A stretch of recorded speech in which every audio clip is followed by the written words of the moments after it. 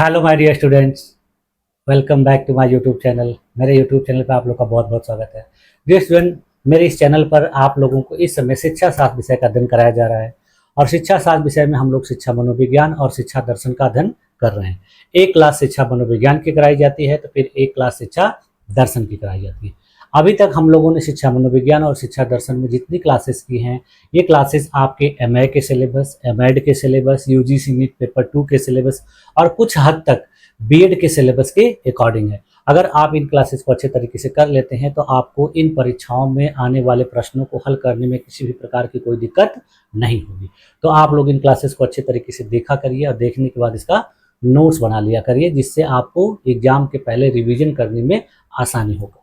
ठीक है, तो हम लोगों ने देखिए शिक्षा मनोविज्ञान में पिछली क्लास में जो है व्यवहारवादी अधिगम सिद्धांतों का अध्ययन किया, फिर उसके बाद संज्ञानात्मक अधिगम का सिद्धांत हम लोगों ने अध्ययन किया।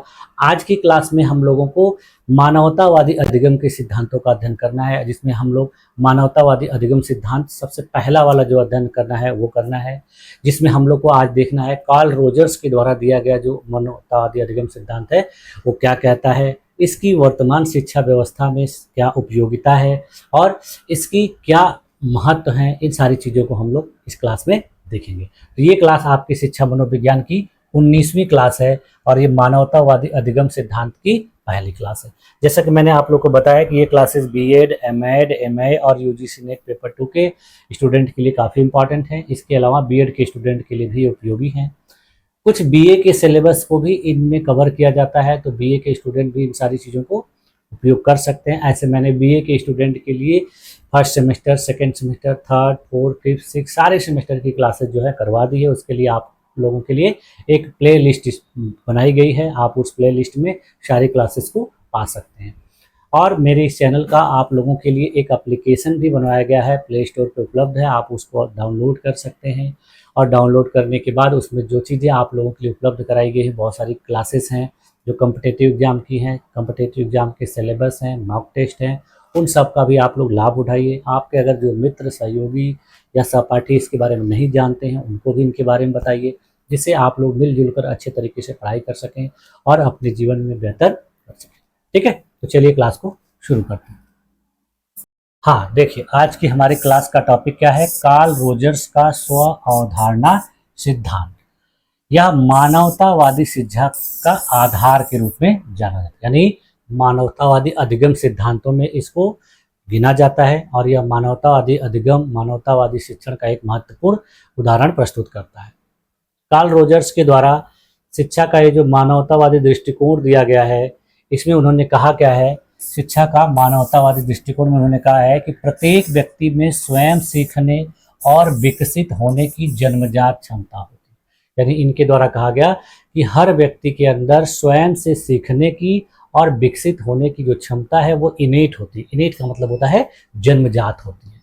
इसका मतलब कि संपूर्ण व्यक्तित्व का जो विकास होता है वो आत्म वास्तविकरण के माध्यम से होता है। यानी इन्होंने संपूर्ण व्यक्तित्व के विकास में आत्म वास्तविकरण को महत्वपूर्ण स्थान दिया है। इसका कहने का मतलब है कि खुद से ही कोई भी व्यक्ति किसी चीज़ को सीखता है। अगर कोई व्यक्ति खुद से उस चीज़ को सीखना न चाहे तो आप उसे कितना भी सिखाएं, कितना भी बताएं, वो उस चीज़ को नहीं सीखेगा। इसीलिए अगर कोई व्यक्ति विकसित नहीं होना चाहे, वो आगे न बढ़ना चाहे, तो आप उसको कितना भी सिखाएंगे, कितना भी ट्रेनिंग देंगे, कितना भी प्रशिक्षण देंगे, वो आगे नहीं बढ़े। इसलिए इन्होंने कहा कि ये क्षमता जन्मजात होती है। अगर किसी के अंदर ये क्षमता जन्मजात नहीं है, वो विकसित नहीं होगा या फिर नहीं अधिगम कर पाएगा, नहीं सीख पाएगा किसी चीज़ को। ठीक है, तो ये बात इनके द्वारा कही गई। इन्होंने एक और महत्वपूर्ण बात कही है, वो है स्व अवधारणा। स्व अवधारणा का मतलब क्या होता है कि व्यक्ति की अपने बारे में धारणा, विचार, विश्वास और मूल्य, यानी कोई व्यक्ति अपने बारे में किस प्रकार के विचार रखता है, उसके खुद के बारे में किस प्रकार के मूल्य हैं, वह किस प्रकार के विश्वासों में अपने आप को जोड़ता है और किस तरीके की चीज़ों पर विश्वास करता है, ये सारी चीज़ें जो है स्व अवधारणा के अंतर्गत आती हैं। यही बताती हैं कि व्यक्ति स्वयं को कैसा मानता है और वह भविष्य में क्या बनना चाहता है। अगर किसी की व्यक्ति की जो स्व अवधारणा सही नहीं है, यानी उसकी अपने बारे में अवधारणा, अपने विचारों के बारे में, अपने योग्यता के बारे में सही तरीके की नहीं है, तो वो भविष्य में क्या बनना चाहता है, क्यों बनना चाहता है, वो यह डिसाइड नहीं कर पाए। तो इसीलिए स्व अवधारणा का होना बहुत जरूरी बताया गया है कार्ल रोजर्स के द्वारा। कार्ल रोजर्स ने देखिए 3 महत्वपूर्ण बातों को बताया है, जिसमें पहली बात है आत्ममूल्य, दूसरा है वास्तविक स्व और तीसरा है आदर्श स्व। इन तीनों के समायोजन से, सामंजस्य से ही किसी भी व्यक्ति के जीवन में जो है विकास होता है, वो नई नई चीज़ों को सीखता है और ज्ञान का अर्जन करता है। तो इन तीनों महत्वपूर्ण चीज़ों के बारे में हम लोग एक एक करके देखते हैं। इन्होंने इनको स्व के 3 प्रमुख आयाम के रूप में बताया, जिसमें सबसे पहला क्या है, वास्तविक स्व। स्व का मतलब खुद, यानी मैं वास्तव में कैसा हूँ, यानी कोई व्यक्ति अपने बारे में सोचे, अपने बारे में विचार करे कि मैं वास्तव में रियल में कैसा हूँ। अगर किसी ने आपको कह दिया कि आप ये काम कर लो, आप यह बन जाओ, तो पहले आपको खुद से सोचना होगा कि ये इस काम को करने के लिए मैं योग्य हूँ कि नहीं, मेरे अंदर योग्यता है कि नहीं, मैं वैसा कर सकता हूँ कि नहीं। किसी की बातों को सुनकर और मान लेना कि नहीं ऐसा हो जाएगा, तो ऐसा नहीं हो सकता। ठीक है, अगर मान लीजिए किसी स्टूडेंट को अच्छे से किताब पढ़ने नहीं आ रहा है, उसको पता है कि मैं किताब सही से नहीं पढ़ पाऊंगा, नहीं पढ़ पाता हूँ, तो अगर किसी व्यक्ति ने कह दिया कि आप आईएएस बनने के योग्य हो, तो उस व्यक्ति को सोचना होगा, विचार करना होगा कि आपको आईएएस बनने के बारे में वो व्यक्ति कह रहा है, तो आपके अंदर किस प्रकार की योग्यता क्षमता है। ठीक है, तो इसीलिए वास्तव में मैं कैसा हूँ। दूसरा जो तत्व है वो है आदर्श स्व, यानी मैं कैसा बनना चाहता हूँ। अगर कोई व्यक्ति ये अपने मन से, अपने खुद से विचारों से सोचे कि मैं बनना क्या चाहता हूँ, मुझे कैसा बनना है, अगर यह व्यक्ति इस चीज़ के बारे में सोचता है और उसके लिए कार्य करता है, मेहनत करता है, संघर्ष करता है, तो वो ऐसा हो सकता है। लेकिन वह यह जानता ही नहीं है कि उसे क्या बनना है, कैसे बनना है, तो फिर वो कुछ भी नहीं बन पाएगा। तीसरी चीज जो है वो आत्ममूल्य है। इसका मतलब कि मैं अपने बारे में क्या महसूस करता हूँ, यानी बहुत से ऐसे व्यक्ति होते हैं जो अपने आप को बहुत गौरवान्वित महसूस करते हैं, अपने आप को बहुत बेहतर महसूस करते हैं, आपको जो है कहते हैं कि मेरे अंदर ये टैलेंट है, मेरे अंदर ये योग्यता है, मैं ये चीज़ें कर सकता हूँ। तो ये चीज़ें जो है अपने आप के बारे में किस प्रकार से आप महसूस करते हैं। बहुत से लोग हमेशा उदास रहते हैं, तनाव में रहते हैं, उनको लगता है कि मैं कुछ नहीं कर पाऊंगा, मैं किसी काम का नहीं हूँ। तो इस तरीके की बातें जो है लोग अपने बारे में सोचते हैं। लेकिन बहुत से लोग सोचते हैं कि मैं ये चीज़ कर सकता हूँ, मैं यहाँ पर पहुँच सकता हूँ, मेरे द्वारा ऐसा किया जा सकता है। तो यही चीज़ होता है आत्ममूल्य, यानी आप अपने बारे में किस प्रकार से महसूस कर रहे हैं। तो कहा जाता है कि किसी भी व्यक्ति को अपने बारे में सबसे पहले जान लेना ही सबसे बेहतर होता है। आप दूसरों के बारे में बाद में जानिए, लेकिन पहले खुद के बारे में जान लीजिए। ऐसी बात किसने कही है? कार्ल रोजर्स के द्वारा कही गई। इन्होंने बताया कि वास्तविक स्व और आदर्श स्व, इन दोनों का जब सामंजस्य होता है तो इसका मनोवैज्ञानिक महत्व क्या होता है कि अगर वास्तविक स्व और आदर्श स्व आपस में मिलते नहीं हैं, अगर इनमें आपस में सामंजस्य नहीं है, तो व्यक्ति के अंदर हमेशा असंतोष की भावना रहेगी, यानी वह किसी भी चीज़ से संतुष्ट नहीं रहेगा। यानी उसके अंदर क्या योग्यता है, क्या क्षमता है और वह क्या बनना चाहता है, अगर इन दोनों के बीच में आपस में तालमेल नहीं है तो वो असंतोष जो है महसूस करेगा और हमेशा तनाव में रहेगा, हमेशा चिंतित रहेगा। लेकिन अगर इन दोनों में आपस में सामंजस्य बनता है, यानी वह किस योग्यता का है, उसके अंदर किस चीज़ की क्षमता है और वह वही बनना चाहता है, तो उसको सफलता जरूर मिलेगी। तो यहाँ पर देखिए क्या दिया गया कि आदर्श स्व और वास्तविक स्व जब आपस में मिल जाते हैं, इनमें सामंजस्य हो जाता है, तो उस बालक को या उस व्यक्ति को सफलता मिलती है और उस सफलता से वह संतुष्ट रहता है। अगर इनमें आपस में तालमेल नहीं रहेगा तो उसको न तो सफलता मिलेगी और वो हमेशा असंतुष्ट रहेगा, उसके अंदर असंतोष की भावना देखने को मिलेगी। तो इसीलिए इन्होंने कहा कि जब वास्तविक स्व और आदर्श स्व में सामंजस्य होगा तभी व्यक्ति संतुष्ट और सफल होता है। इनके द्वारा देखिए 5 मुख्य विचार भी दिए गए हैं बाल केंद्रित शिक्षा प्रणाली के लिए। यानी इनका कहना था कि जो आजकल की शिक्षा प्रणाली है वो बाल केंद्रित होनी चाहिए, यानी विद्यार्थी केंद्रित होनी चाहिए, ना कि शिक्षक केंद्रित। तो इसके लिए इन्होंने 5 मुख्य विचार दिए हैं। बाल केंद्रित शिक्षा प्रणाली के 5 मुख्य विचार जो कार्ल रोजर्स के द्वारा दिए गए, जिसमें सबसे पहला इन्होंने क्या कहा कि बाल केंद्रित शिक्षा होनी, यानी आजकल की जो शिक्षा व्यवस्था है वो बाल केंद्रित होनी चाहिए, बालकों के अकॉर्डिंग होनी चाहिए, उनकी योग्यता, क्षमता और रुचि के अनुसार।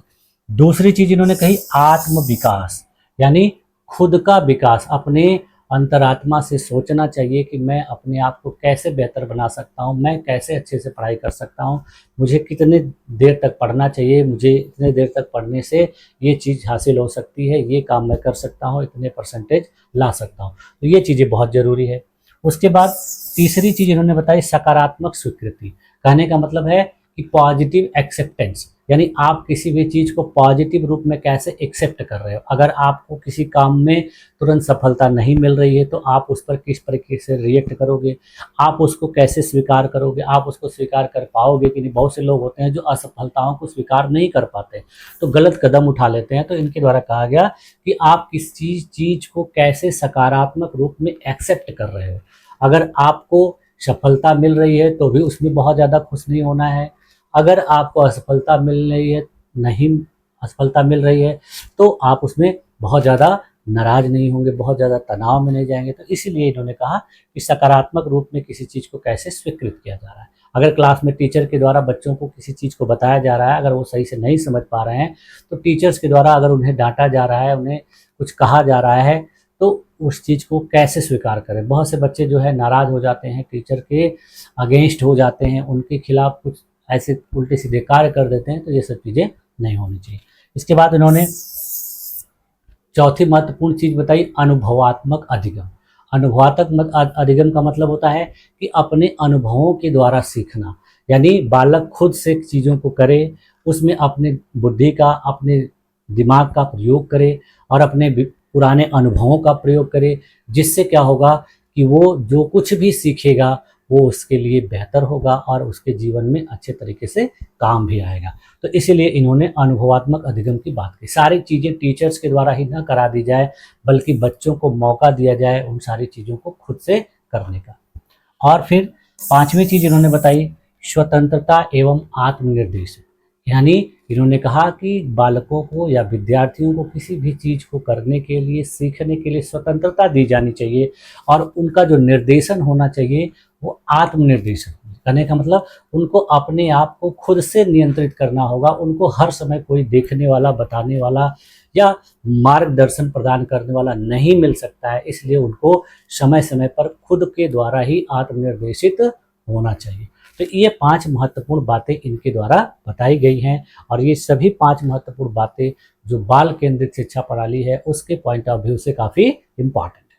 ठीक है, तो ये चीज़ें आपके एग्जाम में पूछी जा सकती हैं कि कार्ल रोजर्स के बाल केंद्रित शिक्षा प्रणाली के प्रति 5 मुख्य विचार कौन कौन से हैं। तो आप इन 5 विचारों को एक एक पॉइंट हेडिंग डालकर लिख सकते हैं और इसके बारे में थोड़ा बहुत लिख देंगे तो आपको अच्छे मार्क्स प्रदान किए जाएंगे, जिससे मैंने आप लोग को इसके बारे में अभी बताया। ठीक, आप देखिए छात्र और आत्म विकास कैसे होता है, किसी भी छात्र के अंदर आत्म विकास की प्राप्ति किस प्रकार से होती है। तो बाल केंद्रित शिक्षा में होता क्या है कि शिक्षा का केंद्र शिक्षक नहीं होता बल्कि छात्र होता है, यानी जो कुछ भी बताया जाए क्लास में, जो कुछ भी पढ़ाया जाए वो छात्र के अकॉर्डिंग। देखिए इसलिए यहाँ पर केंद्र में किसको रखा गया है, एक छात्र स्टूडेंट को रखा गया है। बाकी शिक्षण पद्धति की, शिक्षा की सारी चीजें क्या है, इसके इर्द गिर्द घूम रही, यानी सारी चीजें इसी के अकॉर्डिंग होनी चाहिए। इसलिए यहाँ दिखाया गया कि केंद्र में किसको रखा गया है, स्टूडेंट को रखा, सारी चीजें इसी के अनुसार होनी चाहिए। उदाहरण के लिए देखिए, शिक्षक छात्रों को चर्चा, प्रश्न और गतिविधियों से सीखने का अवसर देगा, यानी शिक्षक बच्चों को मौका देगा कि वो आपस में एक दूसरे के साथ चर्चा करें, विभिन्न प्रकार की गतिविधियों में भाग लें और विभिन्न प्रकार के जो डाउट हैं वो उनसे पूछें, प्रश्न पूछें। टीचर के द्वारा बताई गई चीज़ें अगर नहीं समझ में आ रही हैं, डाउट है किसी भी प्रकार का, तो अपने डाउट को क्लियर करें। तो इस तरीके की चीज़ें जब छात्रों के साथ की जाएंगी तो कहा जाएगा कि ये जो है छात्र केंद्रित या विद्यार्थी केंद्रित शिक्षा प्रदान की जा रही है। उनके अंदर आत्मविकास कैसे होगा कि हर व्यक्ति में आगे बढ़ने और विकसित होने की जन्मजात इच्छा होती है, इसका मतलब इन्होंने कहा कि हर व्यक्ति अपने आप कुछ न कुछ करना चाहता है, विकास करना चाहता है, और ये चीज़ें उसके अंदर जन्मजात होती हैं। यानी नया कुछ सीखना, हर व्यक्ति चाहता है कि मैं कुछ न कुछ नया सीखूं और मैं अपने जीवन में कुछ बेहतर करूं, मैं किसी सफलता को प्राप्त करूं। तो ये चीज़ उसके अंदर जन्मजात होती है, वो अपने आप होती है। अगर स्वतंत्र वातावरण बालकों को दिया जाए और वह स्वयं नई चीज़ें सीखने का प्रयास करे, तो वो इन सारी चीज़ों को प्राप्त कर सकते हैं। यानी बच्चों को अपनी इच्छा अनुसार, अपनी ज़रूरत अनुसार जो चीज़ें करनी है, अगर उनको करने का अवसर दिया जाए, मौका दिया जाए, क्लास में टीचर उनको अपने द्वारा किसी कार्य को करने दें, उनके किसी कार्य को करने पर अगर कोई त्रुटि हो जा रही है थोड़ी बहुत, तो बहुत ज़्यादा उसमें उनको दंडित ना करें, बहुत ज़्यादा उनके ऊपर अनुशासन ना दबाएं। तो ये सारी चीज़ें जो है देखने को मिलती हैं, जो है छात्र केंद्रित और बाल केंद्रित शिक्षा व्यवस्था में। तो इसी चीज की बात किसके द्वारा कही गई है? कार्ल रोजर्स के द्वारा। अब फिर देखिए आगे इन्होंने क्या कहा कि बिना शर्त, बिना किसी शर्त के सकारात्मक स्वीकृति होनी चाहिए। यानी बच्चे को बिना किसी शर्त के क्या देना चाहिए? प्रेम, सम्मान और स्वीकार्यता। यानी ऐसा नहीं कि आप बच्चे को किसी शर्त के अनुसार कि तुम ऐसा करोगे तभी मैं तुमसे प्रेम करूंगा, तुम ऐसा करोगे तभी मैं तुम्हें सम्मान दूंगा, तुम ऐसा करोगे तभी मैं तुमको ये चीज़ दूंगा, ज़्यादा मार्क्स दूंगा, तुमको क्लास में सभी बच्चों के बीच में रिस्पेक्ट करूंगा, तुम्हारी बातों को मानूंगा। तो इसमें किसी भी प्रकार की कोई शर्त नहीं होगी, बिना शर्त के। यानी जो बच्चा अगर अच्छा है तो उसे अच्छा कहना है, जो बच्चा अगर कमज़ोर है तो उसकी कमजोरियों को जानकर उसको दूर करने का प्रयास करना है। तो ये जो होता है बिना शर्त के सकारात्मक स्वीकृति। गलती करने पर अगर कोई स्टूडेंट है तो उसको डांट कर न बल्कि क्या करना चाहिए? गलती करने पर उसको समझा कर सुधार करने का मौका देना चाहिए।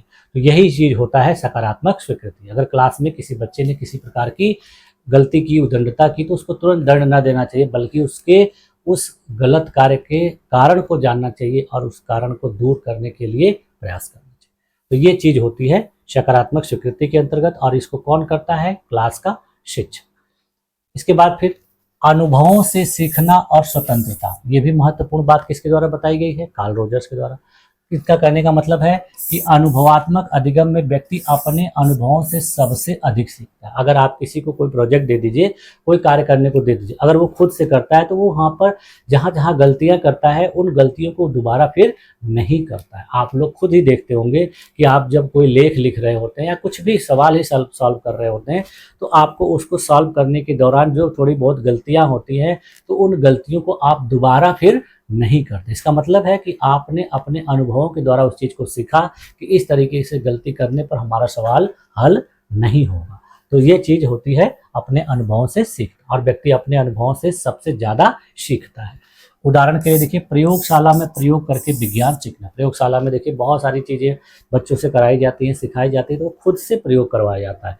खुद से प्रयोग करने पर उनके द्वारा जो गलतियाँ होंगी, जो त्रुटियाँ होंगी, उससे वो सीखेंगे। आप लोग ही देखिए विभिन्न प्रकार के कम्पिटिटिव एग्जाम देते हैं। जब आप कम्पिटिटिव एग्जाम में देते हैं, वहाँ पर आपका किसी पोर्शन में कम नंबर आता है, तो आप खुद सीखते हो कि मेरा ये चीज़ अच्छे से तैयार नहीं था, इसलिए मेरा इसमें नंबर कम है। बहुत से ऐसे स्टूडेंट हैं सीटेट का एग्जाम देते हैं या स्टेट का एग्जाम देते हैं, तो उसमें कई पोर्शन होते हैं, पेडागोजी होता है, सब्जेक्ट होता है, लैंग्वेज होती है। तो उनका जो पोर्शन परीक्षा में अच्छा नहीं जाता, उसमें कम नंबर आते हैं, तो वो खुद से अनुभव के द्वारा सीख लेते हैं कि ये चीज़ मैंने अच्छे से तैयार नहीं किया था, मेरे इस तैयारी में कमी थी, इसके वजह से मेरा कम नंबर आया। तो यही होता है अपने अनुभवों से सीखना। तो जब अगली बार दोबारा वो एग्जाम देंगे तो अपने इस चीज़ को तैयार करके अच्छे से जाएंगे और उसमें सफलता उनको जरूर मिलेगी। ठीक है, अगली चीज क्या है? स्वतंत्रता एवं आत्मनिर्देशन। इसकी बात भी कार्ल रोजर्स के द्वारा कही गई। इन्होंने कहा कि छात्रों को स्वयं निर्णय लेने और सीखने की स्वतंत्रता मिलनी चाहिए। अभी मैंने आप लोगों को बताया कि छात्रों को खुद से निर्णय लेने के लिए और किसी कार्य को करने के लिए, सीखने के लिए स्वतंत्रता देनी चाहिए। अगर आप उनको हमेशा पाबंदियों में रखोगे, अनुशासन में बांध के रखोगे, वह अनुशासन बहुत ज़्यादा थोपोगे, तो वो फिर किसी भी कार्य को अच्छे तरीके से नहीं करेंगे। नेचुरली उनका जो है डेवलपमेंट नहीं हो पाएगा, वो नेचुरली ग्रो नहीं कर पाएंगे, वो हमेशा दबाव में अपने आप को महसूस करेंगे। उदाहरण के लिए देखिए, प्रोजेक्ट विषय छात्र स्वयं चुने। अगर क्लास में स्टूडेंट को कह दिया जाए कि आप लोगों को एक प्रोजेक्ट बनाना है और प्रोजेक्ट का टॉपिक आप लोग को खुद से डिसाइड करना है, तो वो बच्चों के लिए बहुत बेहतर है। बल्कि ना कि टीचर उनको कह दे कि नहीं आपको इसी टॉपिक पर प्रोजेक्ट बनाना है, तो इसका मतलब क्या हो गया कि ये तो पूरी तरह से उनके ऊपर थोपा जा रहा है। लेकिन अगर ऐसा मौका दे दिया जाए कि आप लोगों को एक प्रोजेक्ट तैयार करना है और वो प्रोजेक्ट आपकी रुचि के अनुसार होगा, तो बच्चे बहुत ज़्यादा खुश होंगे और उस चीज़ को अच्छे तरीके से करेंगे भी। आप देखिए, जो व्यक्ति केंद्रित शिक्षण दृष्टिकोण होता है उसमें देखिए क्या होता है। व्यक्ति केंद्रित शिक्षण दृष्टिकोण में कार्ल रोजर्स ने विद्यार्थियों में व्यक्ति केंद्रित शिक्षण का प्रयोग किया। व्यक्ति केंद्रित शिक्षण का मतलब होता है कि खुद से केंद्रित, यानी आप क्या करना चाहते हो, आप क्या पढ़ना चाहते हो, इस प्रकार का जो दृष्टिकोण होना चाहिए, व्यू होना चाहिए, उस चीज की बात किसके द्वारा कही गई? कार्ल रोजर्स के द्वारा। इसमें देखिए व्यक्ति केंद्रित या छात्र केंद्रित जो दृष्टिकोण होता है, इसमें जो शिक्षक होता है वो केवल मार्गदर्शक होता है, यानी बच्चों को मार्गदर्शन प्रदान करेगा, सही रास्ते बताएगा, लेकिन कार्य कौन करेगा? छात्र करेंगे, बच्चे करेंगे। छात्र की भूमिका क्या होगी? पूरी तरह से सक्रिय रूप में होगा, वो एक्टिव रूप से परफॉर्म करेगा और उसको केवल अड़चनों के आने पर ही टीचर के द्वारा हेल्प की जाएगी, बाकी समय उसको डिस्टर्ब नहीं किया जाएगा। तो इस तरीके की बात किसके द्वारा कही गई? कार्ल रोजर्स के। तो रियल वर्ल्ड एप्लीकेशन, इसका मतलब है कि इसका एक उदाहरण देखिए कि एक कक्षा में शिक्षक ने छात्रों से कहा, आज का विषय आप स्वयं तय करें और समूह में प्रस्तुति दें। तो छात्रों ने अपना विषय स्वयं चुना और सक्रिय रूप से उस पर प्रस्तुति दी और सब लोगों ने मिलकर चीजों को सीखा। तो यही चीज होता है जो है व्यक्ति केंद्रित शिक्षण का दृष्टिकोण, यानी छात्रों को खुद से करने का अवसर या मौका दिया जाना चाहिए। अब देखिए इनके इस अधिगम सिद्धांत की शैक्षिक उपयोगिता क्या है, यानी इसका व्यक्तिगत प्रभाव क्या देखने को मिलता है। तो इससे देखिए क्या होता है कि बाल केंद्रित शिक्षण को बढ़ावा मिलता है, यानी यह सिद्धांत शिक्षण को छात्र केंद्रित बनाता है, यानी इसमें व्याख्यान की बजाय चर्चा विधि पर ज्यादा जोर दिया है। व्याख्यान का मतलब कि लेक्चर मेथड, यानी टीचर क्लास में गया, बच्चों के सामने उसने लेक्चर दिया, उसका 1 घंटे पढ़ाने का टाइम पूरा हुआ, वो क्लास से बाहर चला गया, तो ये विधि अच्छी नहीं होती। बल्कि इन्होंने क्या कहा? चर्चा विधि, यानी क्लास में टीचर जब इंटर करे तो किसी टॉपिक पर बच्चों के साथ चर्चा करे, यानी कुछ चीजें टीचर्स बताए और बच्चों के मन में उस चीज के प्रति जो कुछ भी विचार आ रहे हैं वो लोग भी बताएं। तो इस तरीके की जो टीचिंग प्रणाली होती है, शिक्षण होता है, वो बेहतर माना जाता है और ये बाल केंद्रित शिक्षण का एक प्रमुख बेहतर उदाहरण माना जाता है।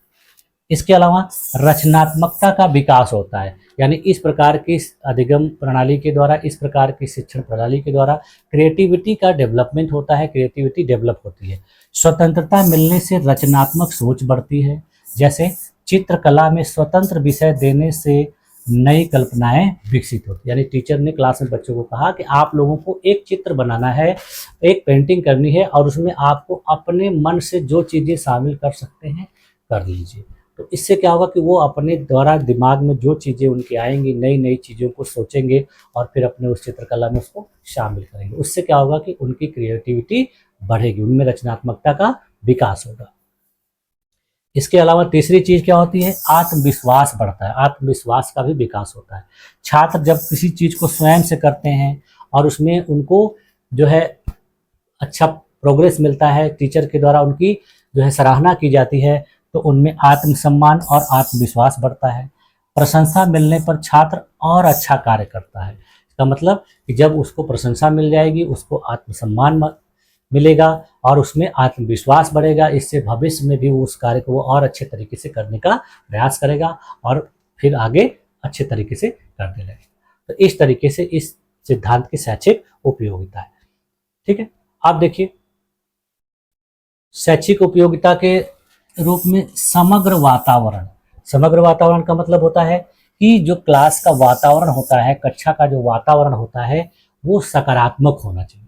जब तक क्लास का वातावरण सकारात्मक नहीं होगा तब तक इस तरीके की चीज़ों को करवाना या कर पाना संभव नहीं है। तो इसीलिए इन्होंने कहा कि समग्र वातावरण बहुत ज़रूरी है। इसमें प्रेम, सम्मान और सहयोग का वातावरण जब बनेगा तभी शिक्षक छात्रों की बात को ध्यान से सुनता है। अगर छात्र आपस में एक दूसरे से झगड़ते रहेंगे, एक दूसरे से मित्रता नहीं रखेंगे, एक दूसरे के साथ सहयोग नहीं करेंगे, तो इससे क्या होगा कि क्लास का जो वातावरण है वो सकारात्मक वातावरण नहीं होगा और क्लास जो है हमेशा बोरिंग बनी रहेगी, क्लास का वातावरण जो है दूषित होगा। तो इसलिए इन सारी चीज़ों का भी होना बहुत ज़रूरी है। यानी एक दूसरे के बीच में अच्छी अंडरस्टैंडिंग होनी चाहिए, अच्छी सी समझ होनी चाहिए, एक दूसरे के साथ मित्रता होनी चाहिए, सहयोग की भावना होनी चाहिए। इन सारी चीज़ों को जब क्लास में बनाए रखा जाएगा तो बालकों का विकास समग्र रूप से होगा। उनके अंदर केवल ज्ञान नहीं बल्कि व्यक्तित्व का संपूर्ण विकास होगा। कक्षा में आपस में एक दूसरे के साथ वाद विवाद, प्रोजेक्ट और गतिविधियों पर जब वे मिलजुल कर कार्य करेंगे, एक दूसरे की हेल्प करेंगे, एक दूसरे का सहयोग करेंगे, तो उसके अंदर बेहतर व्यक्तित्व का निर्माण होगा, ज्ञान तो प्राप्त होगा ही होगा। ठीक है, तो इसलिए इन्होंने कहा कि शैक्षिक उपयोगिता जो है सकारात्मक वातावरण की बहुत जरूरी होनी चाहिए।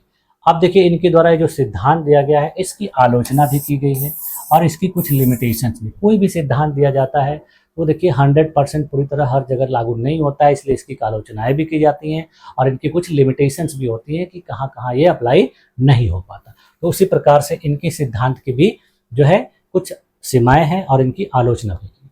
सबसे पहले चीज अनुशासन की समस्या है। अगर आप किसी स्टूडेंट को कहा जा रहा है कि पूर्ण रूप से छोड़ देते हैं, स्वतंत्र छोड़ देते हैं, तो उसमें अनुशासन की कमी आई। बहुत से ऐसे बच्चे होते हैं जो पूरी तरह से स्वतंत्र छोड़ दिए जाने पर उल्टे सीधे कार्य करने लगते हैं, उनमें अनुशासनहीनता देखने को मिलती है।